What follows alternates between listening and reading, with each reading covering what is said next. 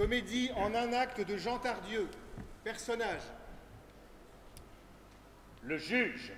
Il est aussi médecin, maire, confesseur, etc. Les témoins.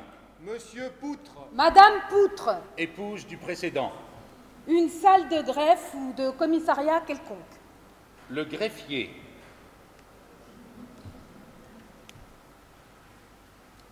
Asseyez-vous. Voyons, madame... Poutre. Madame Poutre. C'est cela, madame Poutre. Madame Poutre, c'est vous que je vais interroger la première. Eh ben tant mieux. Mais pourquoi tant mieux? Parce que mon mari sait jamais rien. On verra, on verra. Madame Poutre, voyons. Madame Poutre Adélaïde, née Soliveau, née le... Il y a Jean-Joseph Poutre, son époux, dont elle est l'épouse.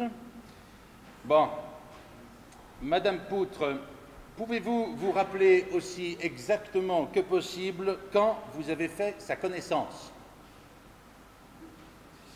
Quand vous l'avez vu pour la première fois? Qui?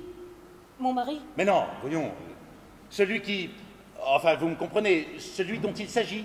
Celui qui a motivé votre présence ici. Bah oui, tu sais bien, nous sommes là pour ça. Pour témoigner en sa faveur. Ou contre lui, c'est selon, nous verrons, nous verrons. Oui, c'est cela, pour témoigner contre lui en sa Ah, faveur. mais je sais. Tu n'as pas besoin de me le dire. Je sais, mais je suis pas plus bête qu'une autre, va. Je sais ce que parler veut dire. Alors, je répète ma question. Quand l'avez-vous vu pour la première fois? Quand je l'ai vu pour la première fois. Eh ben, c'était il y a 10 ans environ. Il y a 10 ans. Bon, nous notons. 10 ans, ce n'est pas d'hier. Hein. Bon. Et pouviez-vous vous douter de quelque chose dès ce moment? Je ne me doutais de rien du tout. Bon, comment cela s'est-il passé la première fois? Eh ben voilà. J'étais dans la cuisine, à ramasser des pommes de pin pour la soupe. On était en décembre. Alors il faisait une chaleur lourde, comme quand c'est quand on chauffe beaucoup pour lutter contre le froid. Mon mari, ici présent, était absent, comme toujours. C'est pourquoi qu'il peut en témoigner devant vous. Et tout par un coup, voilà qu'il est entré. Par où? Par la fenêtre. Il est entré comme ça, brusquement. Il a fait le tour de la pièce. Il s'est posé tantôt sur une casserole de cuivre, tantôt sur une carafe, et puis il est reparti comme il était venu. Sans rien dire? Sans rien dire. Nous notons, nous notons. Bon, l'avez-vous revu souvent depuis? Bien sûr. Même qu'il a fini par s'installer tout à fait. Notez qu'on ne le voyait jamais que pendant le jour. Le soir, plus personne. Étiez-vous chargé de le nourrir? Et qui ça? On te demande, monsieur le proviseur te demande s'il était nourri par toi, par nous. Enfin, ne fais pas la butée, puisqu'on l'avait recueilli, tu sais bien qu'on était tenu de le nourrir. Docteur, pardon, colonel. C'était bien plutôt lui qui nous nourrissait, qui nous réchauffait en tout cas. Qui vous réchauffait? Comment ça? Bah, pardi, c'est-il pas toujours comme ça? S'il n'était pas là, nous autres, on crèverait de froid, pas vrai? Ça, c'est vrai. Moi, quand je le vois, je suis tout ragaillardi. Comment, je ne comprends plus. Vous venez ici pour déposer une plainte. Une plainte en sa faveur. Ne m'interrompez Oui, pas, ne m'interrompez pas, ne m'appelez pas docteur, monsieur ou monsieur le proviseur. Appelez-moi mon père.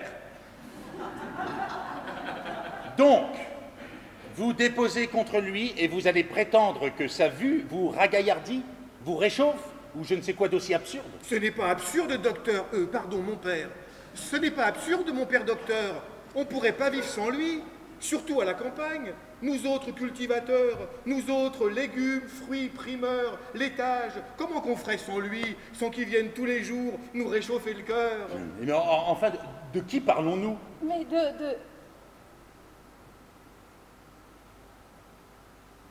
Que voulez-vous dire? Ben quoi le soleil, pardi?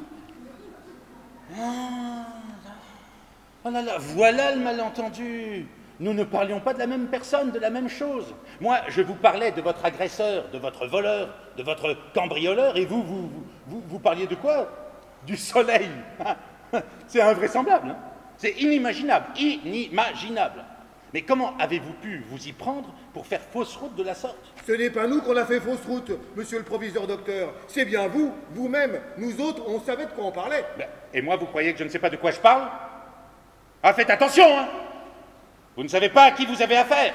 Je vais vous faire filer d'eau, moi, ma petite dame. Et vous, mon petit monsieur? C'est insensé, on se moque de moi. Greffier, veuillez recommencer à noter. Et ne tapez pas si fort, hein! Vous nous cassez les oreilles. À nous deux, maintenant. À votre tour, vous allez déposer. Déposer quoi?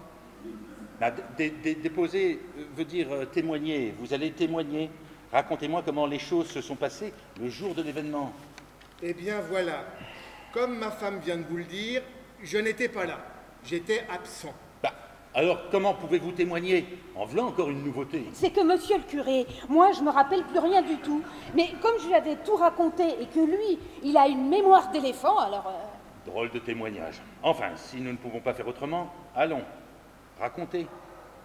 Alors voilà, j'étais allé à la pêche dans la rivière, dans la petite rivière, le petit bras de la petite rivière. Autrement dit, celui où il y a des nénuphars, pas l'autre où il y a du courant, alors j'attrape rien du tout. Tandis que les écrevisses, elles me connaissent, elles vont lentement, moi aussi. Alors on finit toujours par se rencontrer, sauf votre respect, monsieur le commissaire, autour d'un morceau de mouton pourri, du bien frais que le docteur, le boucher, me prépare exprès pour mes balances le dimanche. Abrégez, je vous prie.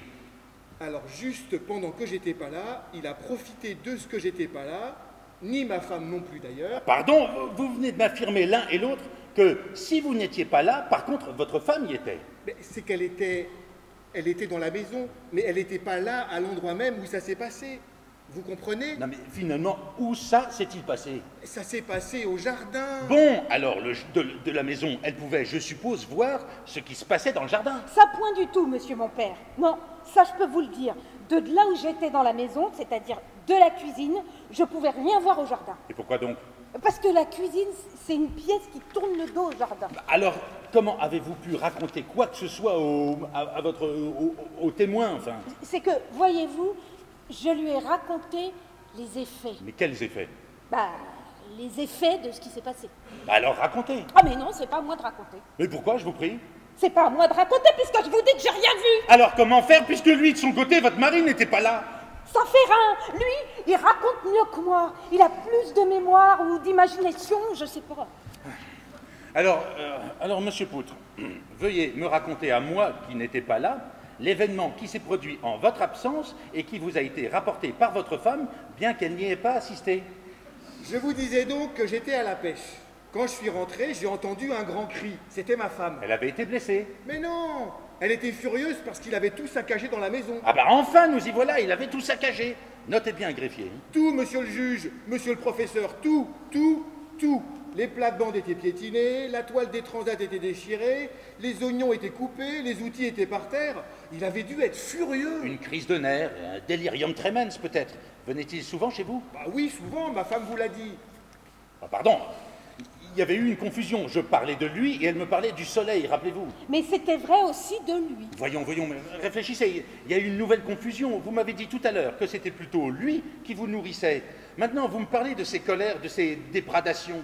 Dans un cas, vous parlez du soleil, dans un autre, dans un cas, d'autre chose. Alors parlez.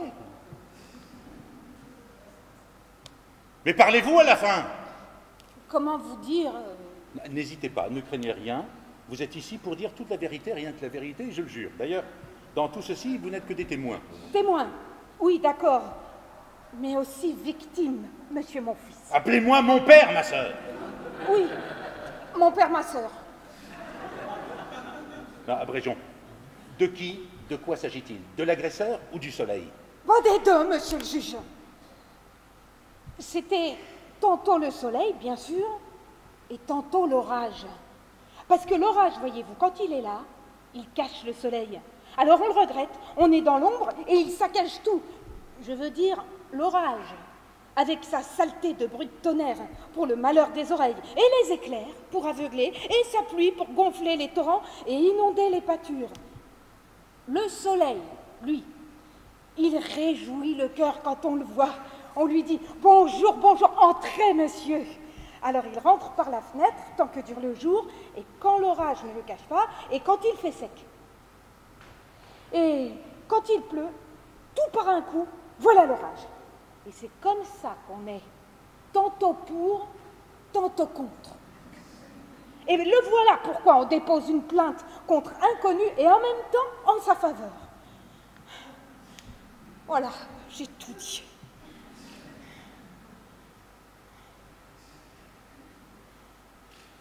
S'il en est ainsi, monsieur et madame Poutre, je ne peux rien pour vous. Rien, absolument rien. Greffier, concluez au non-lieu selon la formule, vous savez, tout bien considéré en mon âme et conscience, mutatis mutandis, nous ici présents en pleine possession de nos moyens d'existence, en présence des parties plaignantes et en l'absence des inculpés, décidons que rien de ce qui est avenu ne comporte de conséquences, sauf imprévu en tout bien, tout honneur et au dépens des prévenus, au tarif prescrit par la loi, etc., etc. Silence, respect de la loi, la séance est levée. Allez en paix, et que nul autre que l'orage ou le soleil ne trouble votre conscience.